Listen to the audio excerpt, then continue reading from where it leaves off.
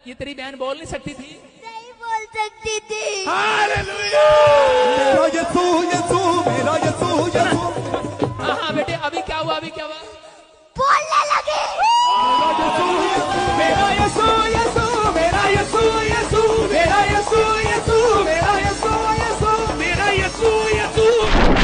तो आ गए आप दोस्तों। आज हम बात करने वाले एक ऐसे पादरी के बारे में जो बीमारियों का इलाज भी करते हैं और मुर्दों को जिंदा भी। जी हाँ दोस्तों, ये पादरी चमत्कार भी करते हैं और बलात्कार भी। इस पादरी को देखते ही लंगड़े और भूत ऐसे दौड़ने लगते हैं जैसे कुत्ते को देखकर शेर। मतलब तो आज हम लोग इन पादरियों की अनलिमिटेड शक्तियों के बारे में लोगों को बताएंगे और उसी के साथ साथ यीशु मसीह के नाम पर लोगों को कन्वर्ट करने वाले नकली फादरों की गंदी गेंद फाड़ेंगे। तो चलो ना यार, मिलकर करते कुछ कांड। शुरू करते हैं बकचोदी मार के किसी की।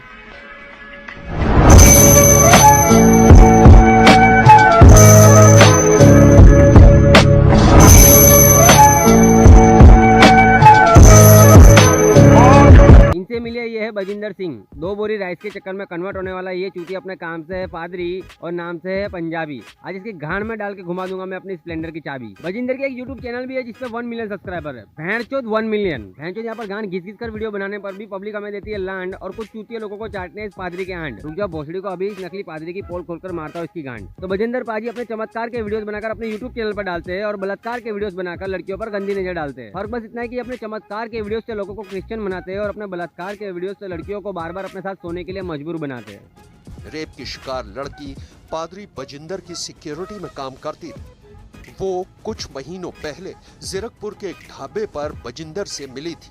बजिंदर उसे नौकरी का झांसा देकर अपने फ्लैट पर ले गए, नशीली चीज देकर रेप किया और उसका वीडियो बना लिया। इल्जाम है कि बजिंदर उसी वीडियो के दम पर उसका शोषण करता रहा।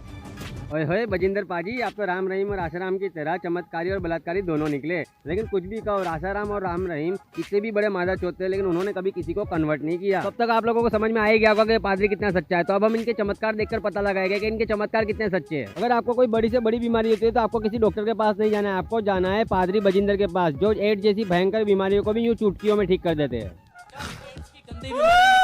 एड्स की बीमारी निकल जा, चल एड्स की बीमारी निकल जा, एड्स की बीमारी जो दोनों को छोड़ दे। चल निकल एड्स बाहर, चल एड्स की बीमारी निकल बाहर। अबे तू एड्स की बीमारी बाहर निकाल रहा है या छोटे बच्चे की टट्टी? ये सब देखकर तो डॉक्टर भी बोल रहे होंगे कि हम सब तो लड़ने बेंचोद। दोनों पति पत्नी एड्स की बीमारी से आजाद हो। कितने साल हो गए आपकी शादी को? 8 साल। 8 साल। आपके शरीर से 14,000 दुष्ट आत्माएं निकल कर गई हैं अभी। नहीं, मैं सच बता रहा, अगर इसके शरीर में 14,000 आत्माएं होती ना तो वो इसके शरीर को छोड़कर नहीं इसके शरीर को चोट कर जाती है। और पादरी तू मुझे एक बात बता, इसके शरीर से एड्स की बीमारी का इलाज कर रहा था या दुष्ट आत्माओं का, या फिर दोनों एक ही है? और अगर सिर्फ यही बोलने से कि एड्स की बीमारी निकल जाए, एड्स की बीमारी खत्म हो जाती है, तो कॉन्डम की कंपनियों पे ताले लग जाते हैं।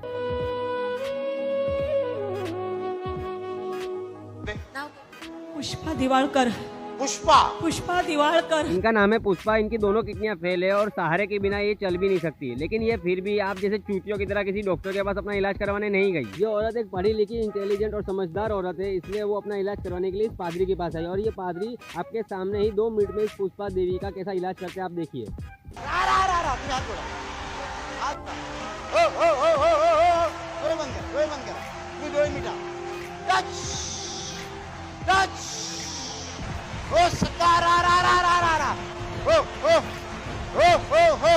तुमचे दोन्ही किडनीज बरे होत.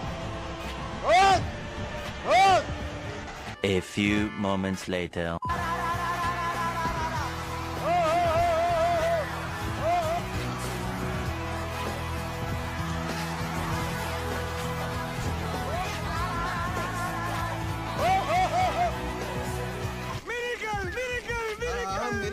आप लोगों को पता है कि लाइफ में सक्सेस होने के लिए सबसे इम्पोर्टेंट कॉन्फिडेंस की होता है, क्योंकि अगर कॉन्फिडेंस के साथ आप चूतिया से चूतिया बात या फिर चूतिया से चूतिया हरकत भी करोगे तो भी वो लोगों को सच्ची लगने लगेगी। अरे सच कह रहा हूँ, तुमको भरोसा नहीं मेरे पे?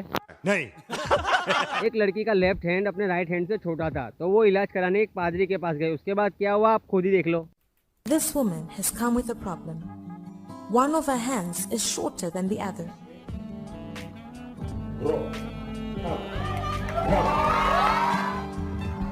Look at that.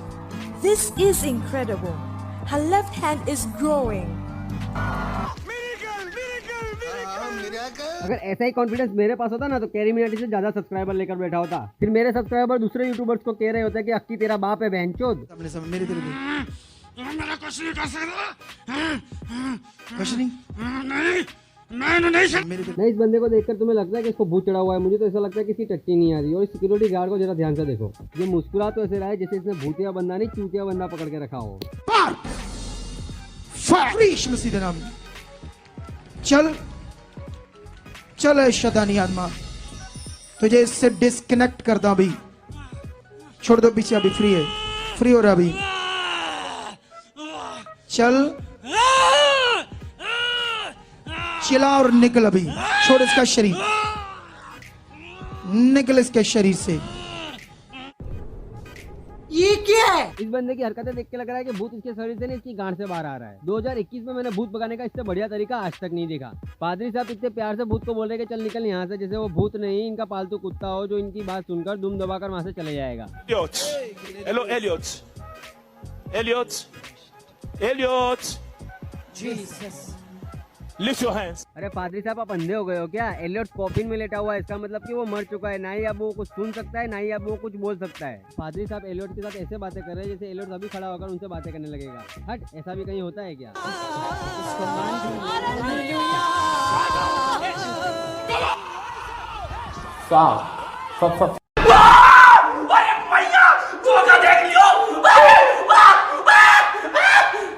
Somebody bring him food. Let him eat. He has been fasting since Friday. ये पादरी तो सही में यार कितना अच्छा इंसान है यार, मरे हुए को जिंदा करके उसको खाना भी खिला रहा है। और ये आलू लिया तो सही में कोई चमत्कारी मंत्र है जिसको बोलने से कोई भी बीमारी ठीक हो जाती है, लोगों के शरीर से भूत भाग जाते हैं, यहाँ तक कि मरे हुए भी जिंदा हो जाते हैं। लेकिन हमारे बजिंदर सिंह भी कोई छोटे मोटे पादरी नहीं है, वो भी मरे को जिंदा कर सकते हैं।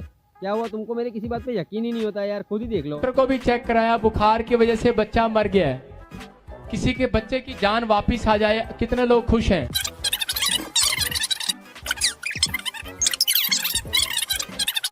बहनचोद, इससे तो सही में बच्चे को जिंदा कर दिया यार। ये चमत्कार देखकर मैं श्रीमान बजिंदर सिंह से पूछना चाहता हूँ कि अगर आप कोई भी बीमारी का इलाज कर सकते हो और मरे हुए को जिंदा भी कर सकते हो तो कोविड के टाइम पे कहाँ गांड मरा रहे थे?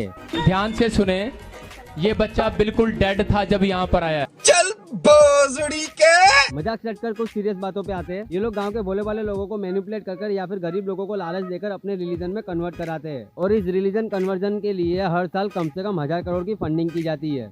और ये फंडिंग या तो क्रिश्चियन कंट्रियों से की जाती है या फिर इस्लामिक कंट्रियों से। दुनिया की सबसे पुरानी सभ्यता होने के बाद भी पूरी दुनिया में कहीं भी एक भी हिंदू राष्ट्र नहीं है, लेकिन 80 से ज्यादा क्रिश्चियन कंट्रीज और 56 इस्लामिक कंट्री है।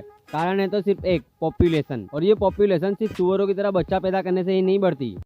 रिलीजियस कन्वर्जन का नाम सुना है? पूरा नॉर्थ ईस्ट इसी का उदाहरण है। 1951 में नॉर्थ ईस्ट के अंदर 30% क्रिश्चियन आबादी थी, जो 2011 में डबल होकर 63% से ज्यादा हो गई। मेघालय राज्य में यह आबादी 25% से 75% पहुंच गई है। मणिपुर में 12% से 42% और नागालैंड में 46 से 88% पर क्रिश्चियन पॉपुलेशन आ गई है। अरुणाचल प्रदेश, जहां यह धार्मिक परिवर्तन सबसे जोरों पर है, 1981 में केवल 4% क्रिश्चियन आबादी थी और आज केवल 30 साल के अंदर 2011 में 30% आबादी क्रिश्चियन बन चुकी है। अब तुम लोग इन नकली फादरों की चेलों की तरह चूतिए तो हो नहीं, तो उम्मीद करता हूँ कि मैं जो आपको समझाना चाहता था वो तुम लोग समझ गए होगे। और अगर समझ गए हो तो इस वीडियो को लाइक कमेंट शेयर कर देना। और अगर पहली बार मेरी कौवे जैसी आवाज़ सुन रहे हो तो इस चैनल को सब्सक्राइब करो। बाकी मैं मिलूंगा आपका एक अगले वीडियो में, तब तक के लिए अलविदा दोस्तों। इंतजार किया, बच गए चार, शुरू किया इनके लाभ इनके खिलाफ। अब तो पहनता हूँ गेंदे का हार, झाड़ू को छोड़ क्यों करे हम साफ।